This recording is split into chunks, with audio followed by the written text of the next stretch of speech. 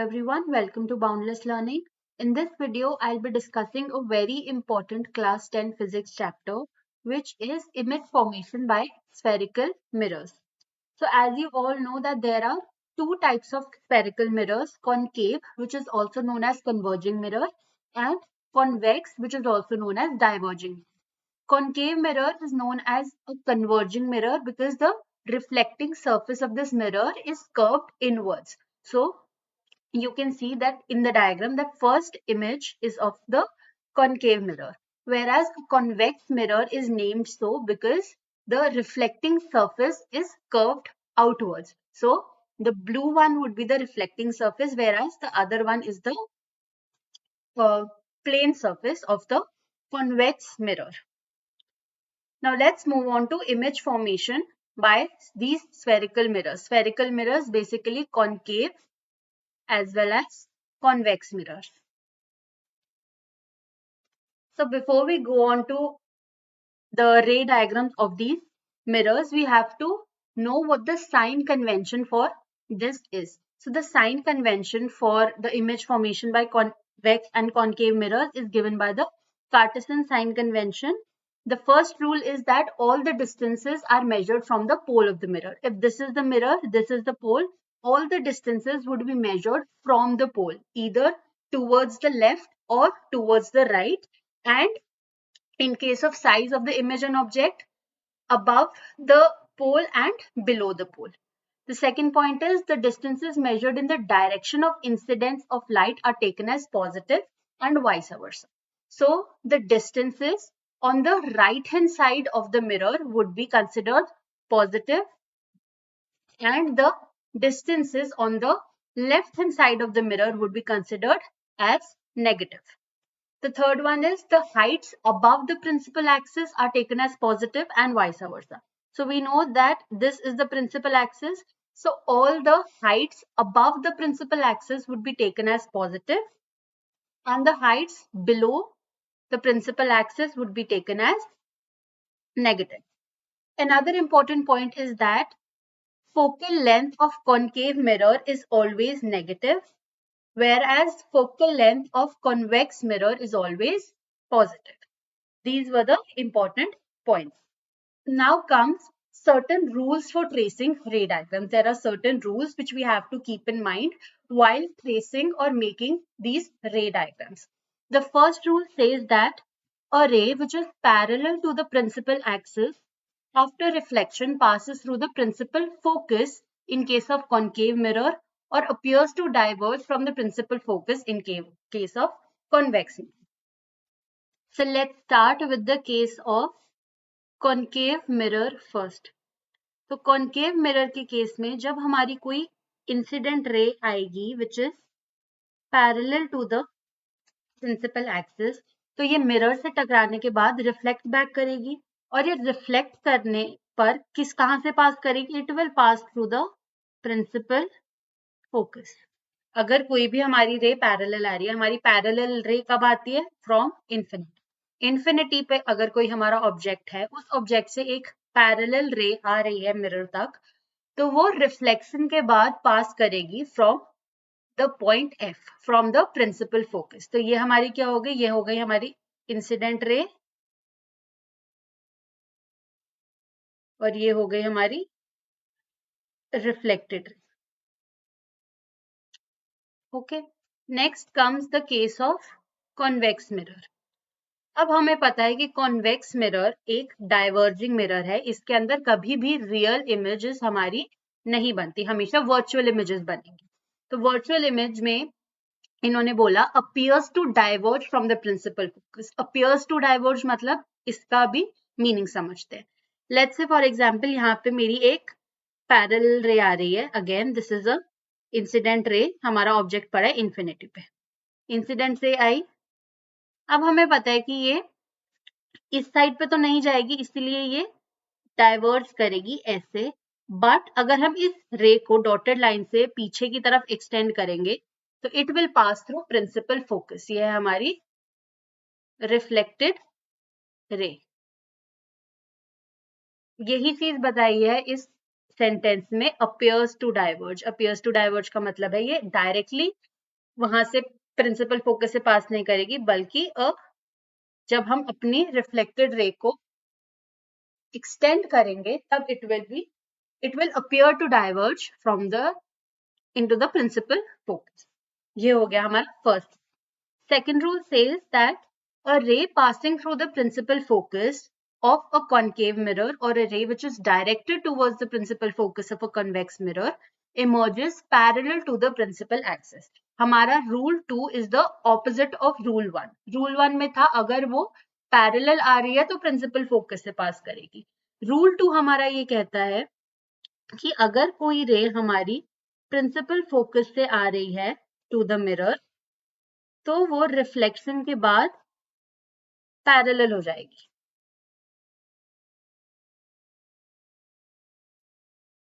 ये हो गई हमारी इंसिडेंट रे, ये हो गई हमारी रिफ्लेक्टेड रे. ये है case of concave mirror. Convex mirror भी देख लेते हैं. जब हमारी कोई भी रे पास कर रही होगी from the principal focus, extend करेंगे हम इसे. ये मेरी इंसिडेंट रे है which is appearing to be passing from principal focus. इसके बाद रिफ्लेक्शन के बाद हो जाएगी मेरी ये पैरेलल. ये है मेरी reflective. This was the second rule. Third rule says that a ray passing through the center of curvature of a concave mirror or directed towards the center of curvature of a convex mirror is reflected back along the same path. अगर मेरी कोई रे let's say ऐसे आ रही है from centre of curvature, centre of curvature से pass होगी and it is hitting the mirror, तो जिस पाथ पे ये रे आ रही है उसी पाथ पे ये रे वापस चली जाएगी. इन केस ऑफ कॉनकेव मिरर यही मेरी इंसिडेंट रे थी, यहीं से मेरी रिफ्लेक्टेड रे वापस जा रही है ऑन द सेम पाथ. यहाँ पे in case of convex mirror अगर मेरी कोई रे पास करेगी और it is appearing to be passing from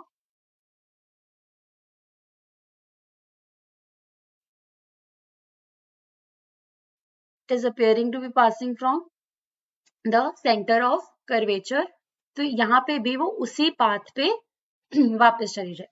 this is the incident ray, this is the reflect. तो ये हमारे तीन मेन रूल्स थे of your which we have to keep in mind while making ray diagrams of. So these were the three rules which we have to keep in mind while making ray diagrams of image formation by spherical mirrors, both concave and convex. Now comes the main part, image formation by concave mirror. अब इसके हमारे total 6 cases होते हैं.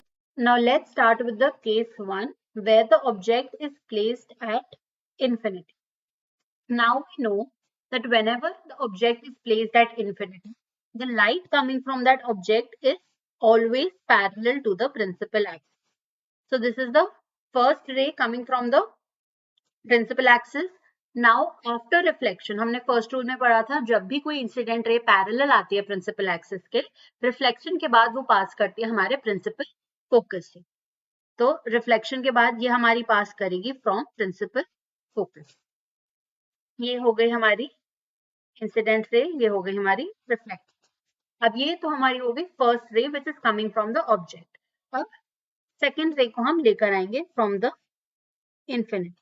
Second रे भी आएगी हमारी parallel, reflection के बाद पास करेगी वो from the focus.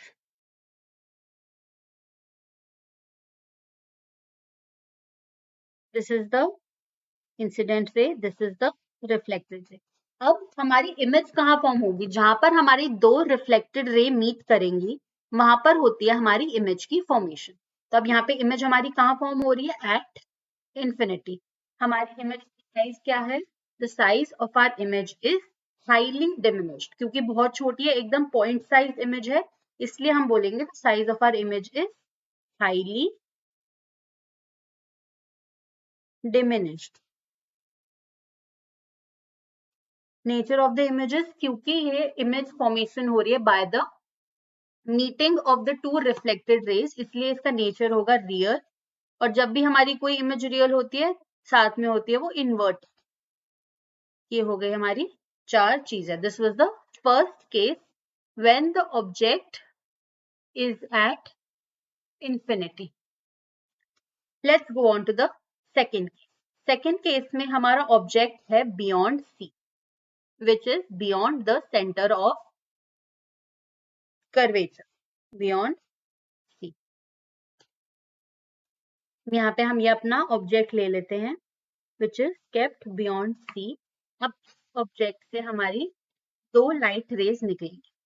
First light ray coming parallel to the principal axis and after reflection passing through the principal focus. Incident ray, reflected ray. Second light ray would be passing through the principal focus, and after reflection the reflected ray would go parallel to the principal axis. This was the incident ray, this is the reflected ray. Now let's see where the two reflected rays are meeting. The reflected rays are meeting somewhere here. So this would be our object. So what is the position of the image? The position of the image is between C and F, between center of curvature and principal focus. The size of the image is, as you can see in the diagram, the size of the image diminished, or it is smaller as compared to object. Diminished. Nature is again real and inward. This was the second case when the object is beyond C. Let's come to the third case. In the third case, the object is placed at C, center of curvature.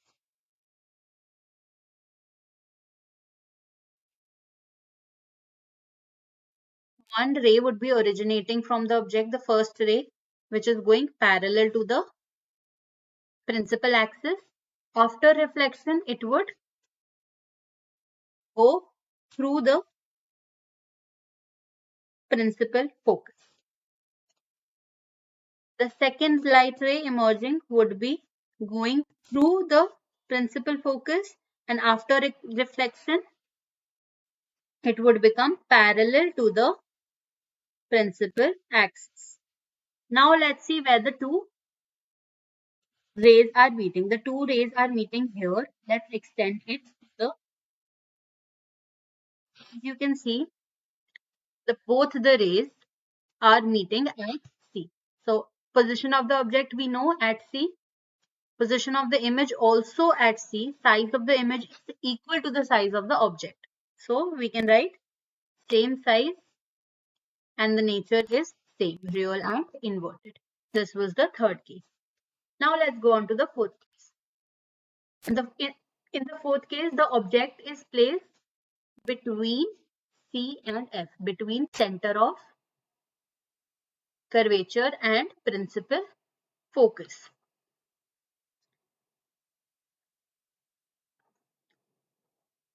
We have to repeat the same steps for making the ray diagram. First ray going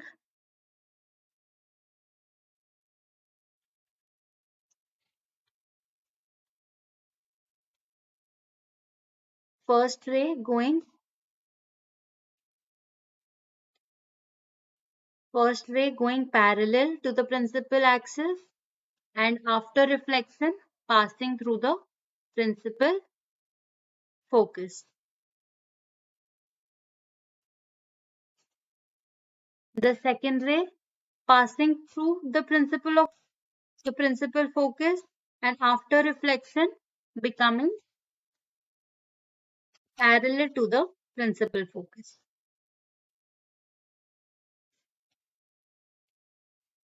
So in the diagram you can see that both the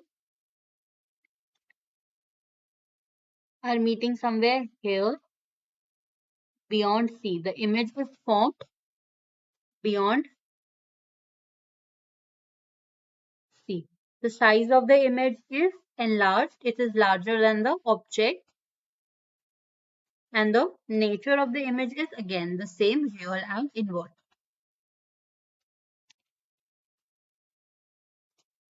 In the next case, the object is placed at,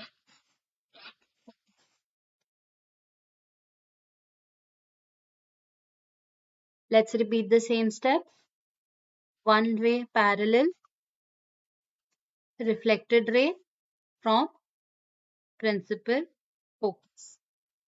Now, in this case, the second ray would pass through the center of curvature and it would be extended to the mirror. Okay.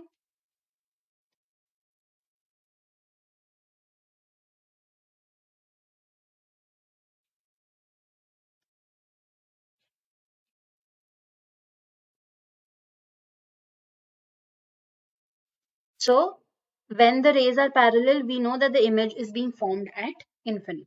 So the position of the object is at F, position of the image is at infinity. Nature of the image is highly enlarged. AB enlarged. Nature of the image is real and inverted. These were the 5 cases where the image formed was real and inverted. Now in the last case जो हमारी image form होगी वो virtual और erect होगी. हम देखते हैं कैसे. यहाँ पर हमारा object होगा between principal focus and pole. ये हमारा object है. रिपीट करेंगे. एक रे पास करेगी हमारी, इंसिडेंट रे आएगी पैरेलल जो कि रिफ्लेक्शन के बाद पास करेगी फ्रॉम प्रिंसिपल फोकस. दूसरी रे हमारी पास करेगी from the centre of curvature.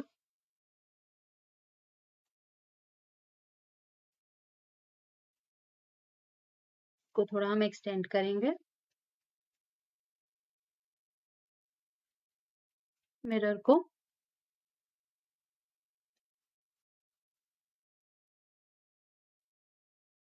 Now you can see ये दोनों यहाँ पर मीट नहीं कर रही, इसलिए हम क्या करेंगे, इसको इन दोनों रेस को पीछे की तरफ एक्सटेंड करेंगे बिहाइंड द मिरर.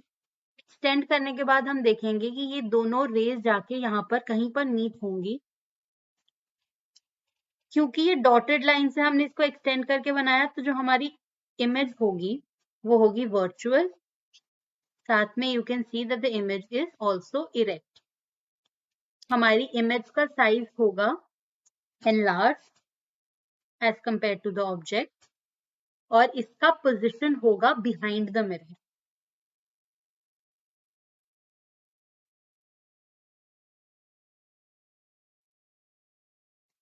ये जो हमने 6 केसेस डिस्कस किए वो सारे समराइज हैं इस चैप्टर में, इस टेबल में, जहाँ पे position of object, image, size of image, nature of image सब कुछ क्लियरली मेंशन्ड है. So you can read this and cross check with the ray diagrams which we made just now. Now comes image formation by convex mirror. Convex mirror के ray diagrams में सिर्फ 2 ही cases होते हैं. First one जहाँ पे object होगा हमारा at infinity, और सेकेंड केस होगा जहाँ पर ऑब्जेक्ट होगा इन front of the mirror, anywhere in front of the mirror. Object at infinity.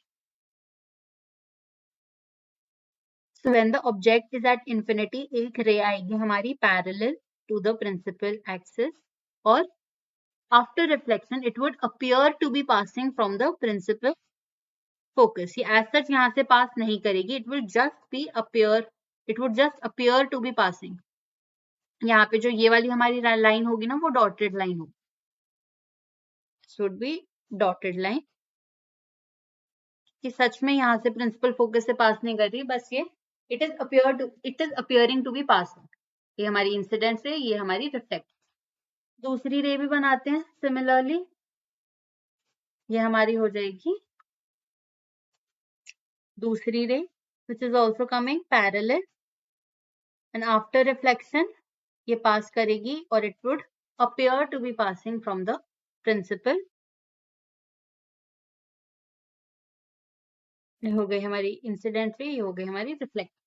यहाँ पे हमारा ऑब्जेक्ट कहाँ था? ऑब्जेक्ट था हमारा इंफिनिटी पर. इमेज हमारी बनी at focus. Size of the image is point size we can say, और हाईली डिमिनिश्ड, और नेचर होगा हमारा virtual and erect. This was the first case. Second case में क्या होगा? सेकेंड केस में हमारा ऑब्जेक्ट है in front of the mirror, कहीं पर भी हम उसको ले सकते हैं. एक रे आएगी हमारी parallel. After reflection it would appear to be passing from the principal focus. ये हो गई हमारी रिफ्लेक्टेड. दूसरी रे जब हमारी आएगी, it would pass from the principal focus और from the centre of curvature. दोनों में से कोई भी केस हम ले सकते हैं.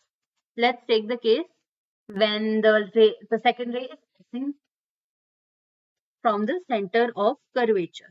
यहाँ से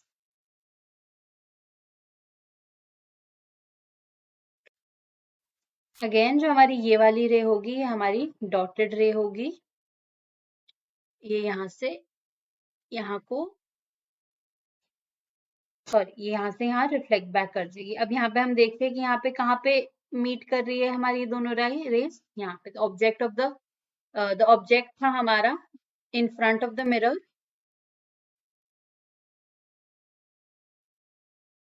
इमेज हमारी बनी behind the mirror between, as you can see, between pole and principal focus. हमारी इमेज का साइज है diminished और small, and the nature is virtual and erect. यही दो केसेस थे इमेज फॉर्मेशन के, और यही दोनों केसेस मेंशन्ड है इस टेबल में clearly. And another important thing is, जब भी हम कोई रे डायग्राम बनाएंगे उसके अंदर हमें एरोज लगाना बहुत इंपॉर्टेंट है. ये हमारी इंसिडेंट रे, ये हमारी reflected ray. Centre of curvature से पास कर रही है तो डिविएट बैक हो जाएगी. इसमें भी इंसिडेंट से reflected ray centre of curvature से पास कर रही है तो रिफ्लेक्ट बैक हो जाएगी. इंसिडेंट से रिफ्लेक्टेड रे, इंसिडेंट से रिफ्लेक्टेड रे. तो सबके एरोज लगाना इंपॉर्टेंट है, और सबके साथ ये चार चीजें लिखना बहुत इंपॉर्टेंट है कि हमारी ऑब्जेक्ट की पोजीशन क्या है, इमेज की पोजीशन क्या है, इमेज की साइज क्या है, और नेचर क्या है. एंड इस टॉपिक में से हमेशा हर साल बोर्ड में क्वेश्चंस आते हैं, और इस साल भी आएंगे. सो आई होप आपको ये टॉपिक समझ आ गया होगा. साइन कन्वेंशन है, इसमें 3 रूल्स हैं साथ में. ये कॉन्वेक्स कॉनकेव मिरर की फॉर्मेशन, इमेज फॉर्मेशन में हमारे 6 केसेस हैं, जिसमें से लास्ट केस में हमारी इमेज जो है वो वर्चुअल और इरेक्ट बनती है, और सेकंड हमारा है कॉन्वेक्स मिरर के इमेज फॉर्मेशन, जिसमें दोनों केसेस में हमारी इमेज बनती है virtual and erect. So I hope the concept is clear. अगर कोई डाउट है तो either you can comment or you can email me in this on this email ID. So I'll take a leave. Keep learning. Thank you.